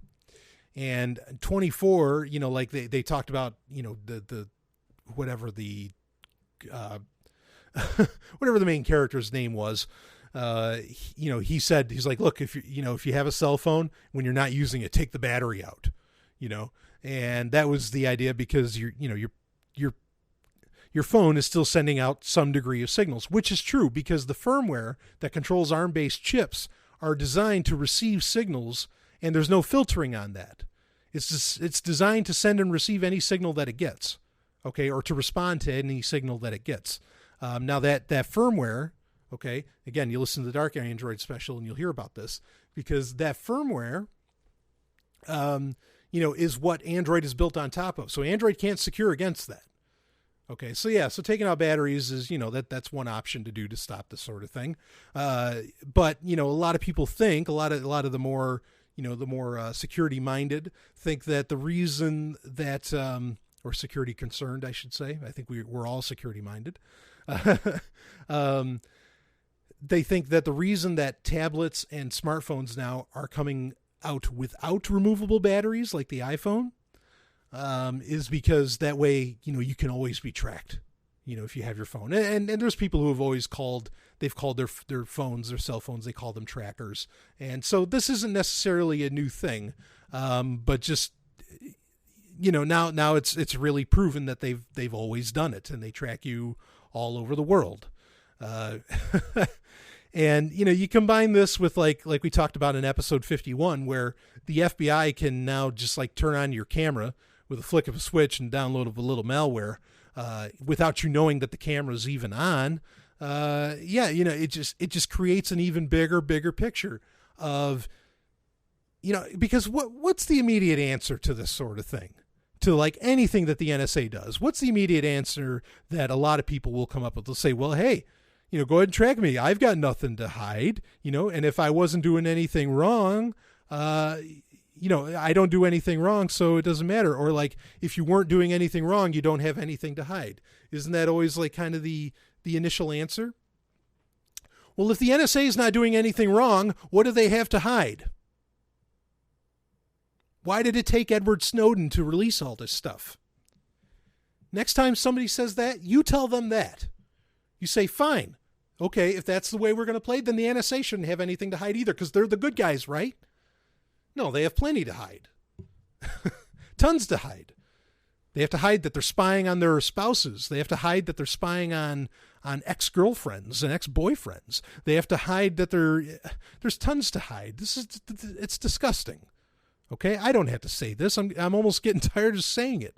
But people need to know, and we need to have responses. In episode 51, we talked about like that the NSA went home with a list for what to say around the Thanksgiving table. That's insane. So here's the response. If you have nothing to hide, then you shouldn't have anything to worry about. Okay, fine. If the NSA has nothing to hide, then they shouldn't have anything to worry about. But they hid all of this. Yeah, most people knew, fine, but now it's out there in the open. And the scary part of all that is, the end takeaway from all that is that even with like the story about not just Co-Traveler, where they're tracking our cell phones, but even with the story where the FBI is watching everything that goes on, in your house potentially with a camera or with the Xbox One or whatever, that everybody's just saying, that's okay, that's fine, they have to do it. That's the scary part. I mean, the idea that there's power-hungry people out there, no, that doesn't come to a surprise to us. The idea that there's voyeurs out there who don't respect people's rights or whatever, no, that's not news to us. But the fact that people just don't seem to care when it's right out there, that is scary. That is scary. So keep abreast of these things. Anyway, I'll be back.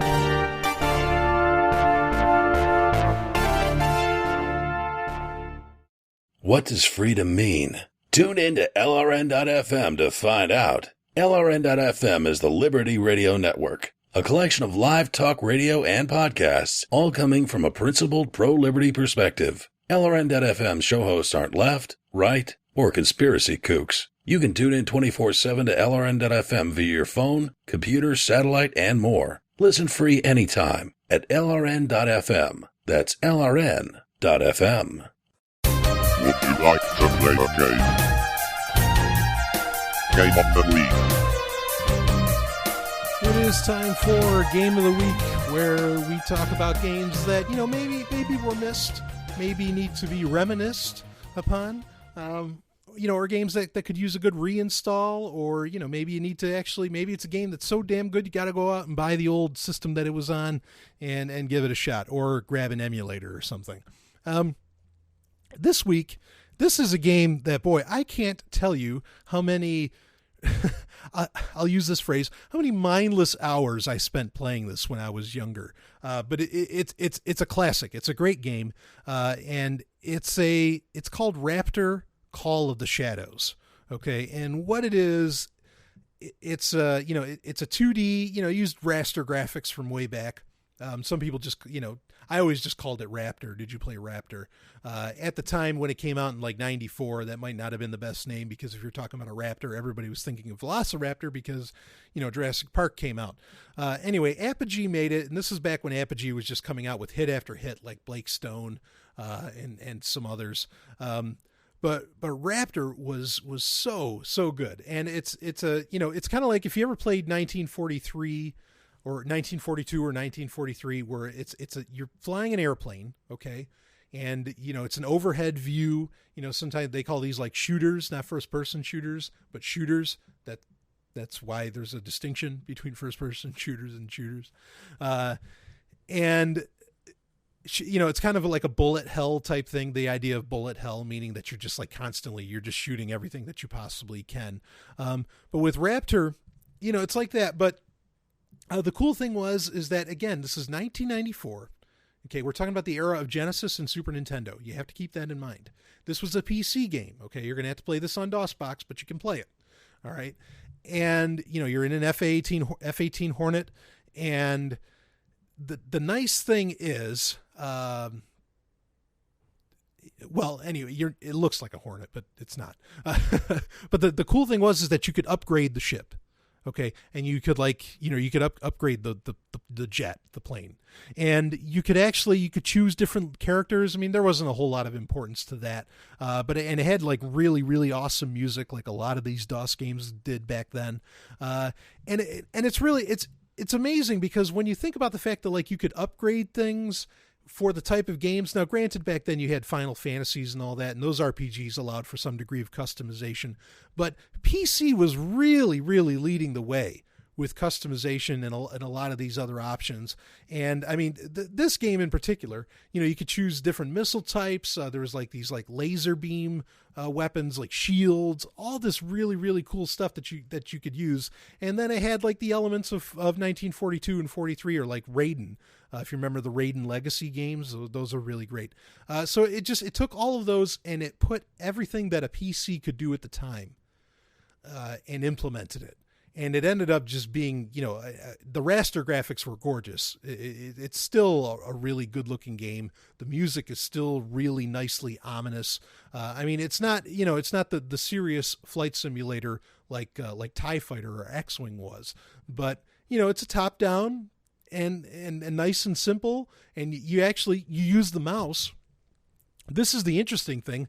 Who knew a mouse would be so good for a game like this? I think that's why the a lot of these games get re-released. Raptor hasn't. I wish it would, but a lot of these games get re-released for touch systems like Android or iOS. And it's amazing like how well the touch thing works. But that's because a lot of people didn't know, but the mouse lends itself so well to this kind of game, to controlling the plane on a top-down look. And it's phenomenal. The controls are great. You don't want a gamepad. At least I never wanted a gamepad. I thought, and there's like with Raptor, there was a degree of inertia because I think they knew you were going to be using a mouse, right? You could hook up like a Gravis gamepad that was kind of the original PC gamepad from way back when, before Microsoft came out with the Sidewinder. Boy, I miss that Sidewinder. Anyway, the mouse just did this. I mean, just try it out. Reinstall it. Go grab DOSBox. Maybe you can grab it on GOG. Good old games, and just give it a shot because it's amazing how well it works. I think, it is available for iPhone. Try it with touch. It is available for iPhone, so give that a shot. It's just a wild game, and you'll be amazed at how fun it is. And like, even though the graphics aren't like top drawer, that when you have really good physics in the game and a lot of options, that's what matters. I'll be back with you.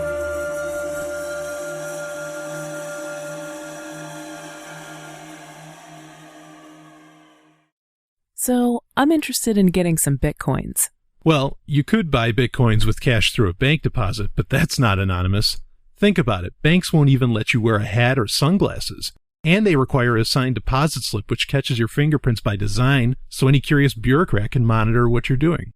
Yikes. So, how do you buy Bitcoins while staying off the radar? You gotta try MoneyPackTrader.com. MoneyPackTrader.com allows you to spend your cash at Walmart, or almost any drugstore or convenience store, wearing anything you want without providing any identifying information, and then receive the Bitcoin safely. That sounds great, but what's the catch? There's no catch. Buying truly anonymous Bitcoins can be done in a day and at a reasonable price. Visit MoneyPackTrader.com to learn how to purchase as many Bitcoins as you want with real privacy. I'm going right now to MoneyPackTrader.com. That's MoneyPackTrader.com. What are you doing? I can't believe I caught you again. Jesus doesn't approve of this little habit of yours. I know, baby, I know it's wrong, but it feels so right. Well, it ain't. But I've been doing it since I was 12 years old. It's nothing but a sinful perversion of nature, if you ask me. But baby, I don't ever want to stop looking at tech websites, new gadgets, video games, software, or any of that stuff. Well, then I'm leaving. Okay.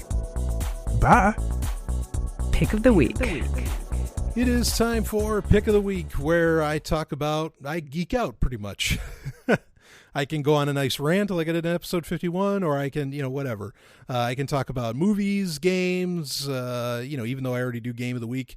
Really, I could just talk about anything. Talk about a novel, talk about a series, could talk about a TV show. Not much of a TV guy, so at least not anymore. Admittedly, I used to be.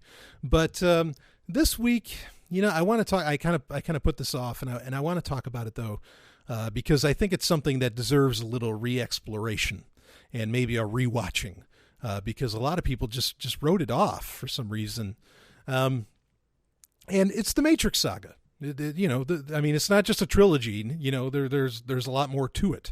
So I call it the Matrix saga, but I guess most people maybe call it the Matrix trilogy. It's one of those things. I mean, the original Matrix came out in like 98, and it was a movie that literally, I think, changed the world. There's some movies out there that kind of do that, where parlance changes, the way things are thought about changes, new words get introduced into, culture. The Matrix did all of that. It was a heavy hitter. It came out of nowhere. And nobody knew. Nobody thought the same after the Matrix came out. How many times do you hear the phrase? It's like, look, you got to unplug from the Matrix. Look, you got to, all this. It's used all the time.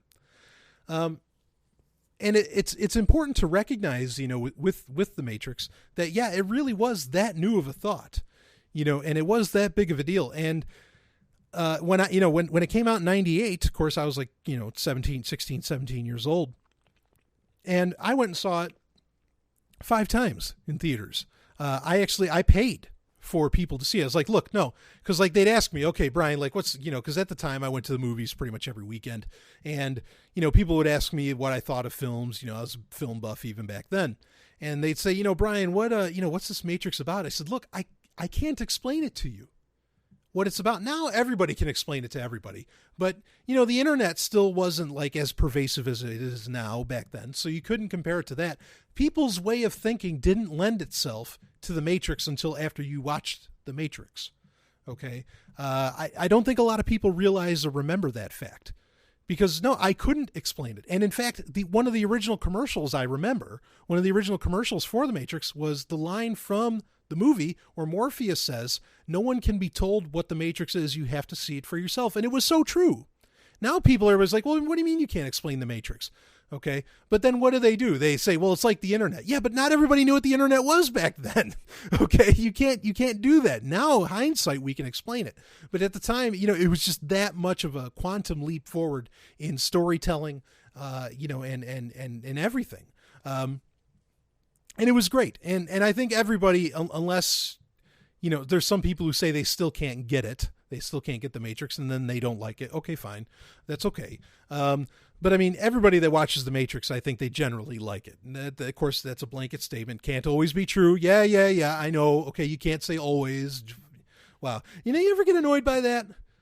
It's like, don't people know what you mean when you say everybody?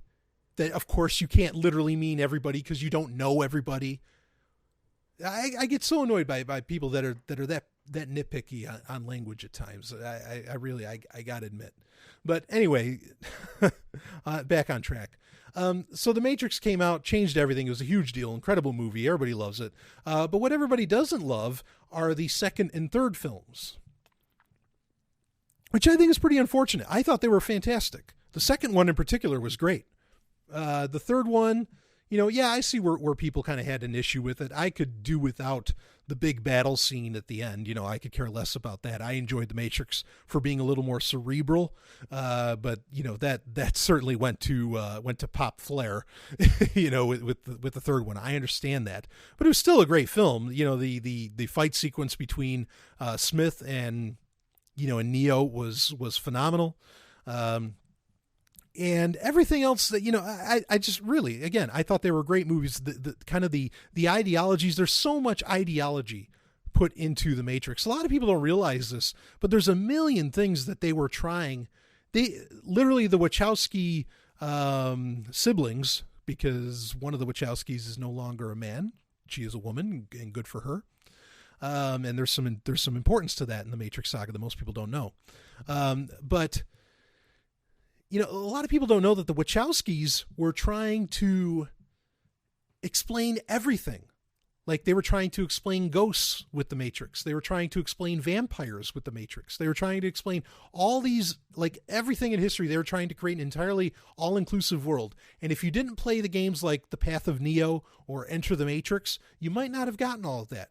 There's a lot to be seen. And you can go on YouTube and you can watch like what they call like gameplay movies, where you can watch these games like they're movies, which is a lot of fun. I love doing that, especially for games like Star Wars, The Force Unleashed and Force Unleashed 2. But you can watch Enter the Matrix like a movie because there's a lot of full motion video scenes in it. Okay, so it is a movie. It's just it's a very interactive one. And you're going to find a lot more of the nuances. And I think if you do that, suddenly the second and third movies make a lot more sense. Okay, or there's purpose behind everything that's going on. You have the Animatrix, which was a DVD release of 9 or 10, however many different short films, animated films, some of them CGI, some more traditional animating, that explain, a lot of other aspects of the Matrix, or just they explore different things. And they're phenomenal. There's one, in fact, the Final Flight of the Osiris. I mean, that's just a sexy, CGI animated film. There's a ninja fight sequence in the beginning, which is, really erotic. I love it. Anyway, and then there's another one where these kids are playing, like there's this haunted house where the Matrix is glitching essentially. And so thus they explain haunted houses.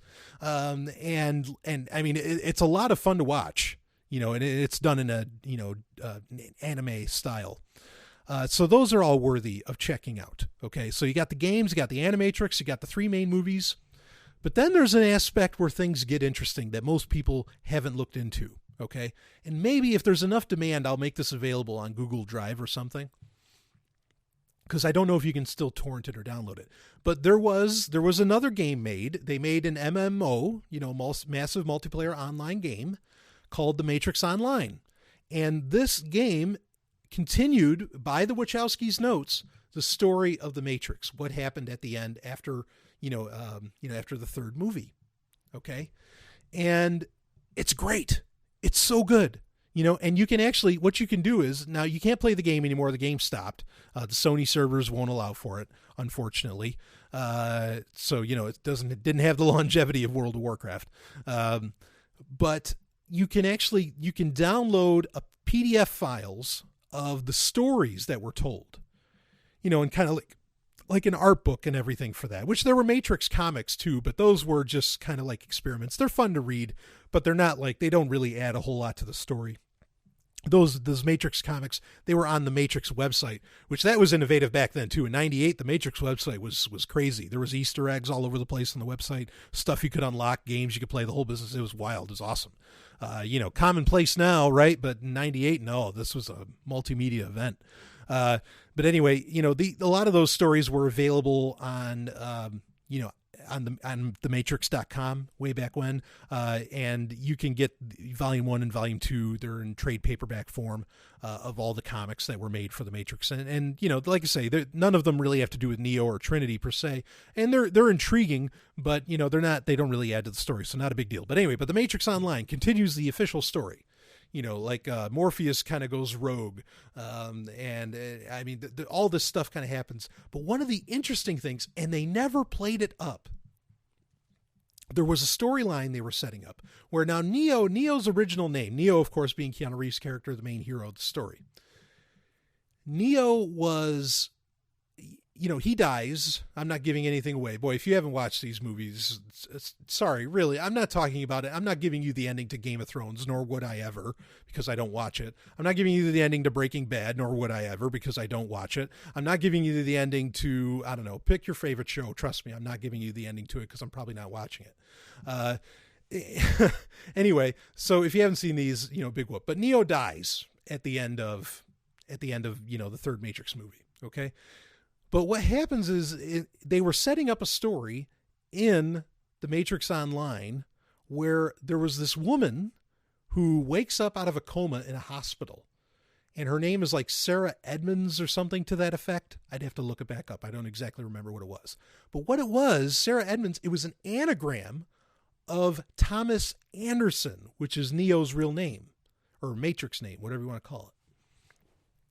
And so Neo actually kind of came back to life, but as a woman. And they did play it up enough. Oh man, do I wish they did. First off, I think it's interesting because, again, one of the Wachowskis, it's not the Wachowski brothers anymore. One of the Wachowskis is now a woman. So this was a story being told of personal transformation that the artist, that being the Wachowski, putting to screen and page. And I think that's awesome that she was able to do that. So you have that, but then, that would have been, just imagine Trinity.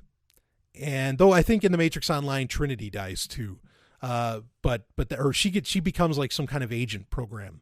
It's really weird. But anyway, just picture the future storyline where this Sarah Edmonds, Sarah Edmonston or whatever, she, and Trinity are in love. I mean, it's still the same person, right? And so they're kind of, maybe pansexual or whatever. And they just, and you end up with this great lesbian sex scene. You know what I mean?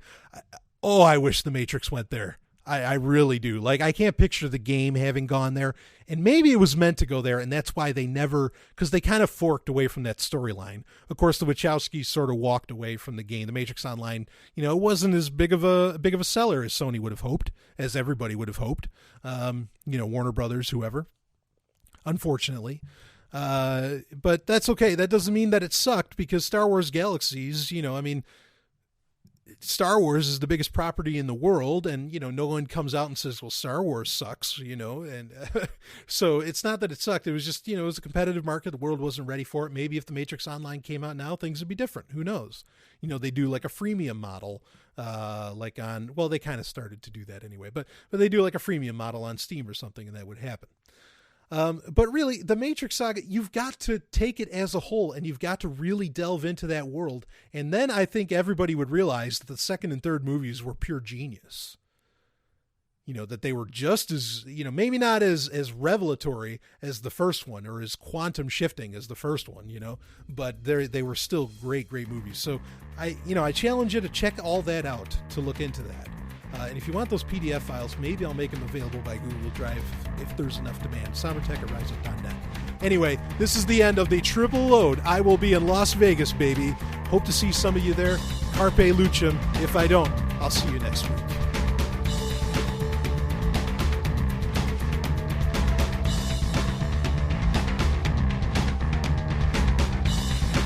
This has been Sovryn Tech.